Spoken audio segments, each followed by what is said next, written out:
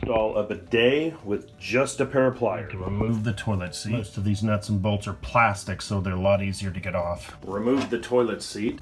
Turn off the water. Disconnect the fitting that goes to the bottom of the tank. There'll be a little bit of water, so you'll want some sort of a container to catch a little bit of water. There'll be a little bit of water, but not too much. We'll open up the bidet box. This one's very basic, but it works well. And it costs about 40 bucks. Here's a T-valve that connects to the bottom of the tank. We'll screw it into place. We'll snug it up by hand. We'll put the bottom hose back on. So far, I have not needed the pliers, but the job's not over yet. Make sure everything's hand tight and this fitting sticking out at a 45-degree angle. We'll put on the supply line.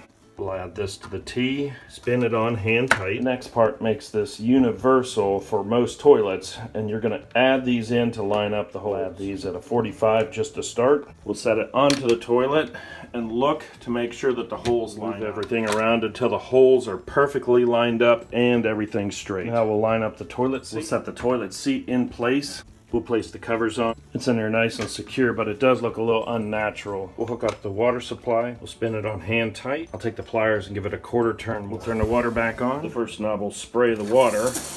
If you're not sitting on the toilet, it'll spray right into the shower. The second knob will clean the nozzle. Then when you turn it back, it'll work again. Check for leaks and we're looking good. That's how I installed a bidet with just a pair of pliers.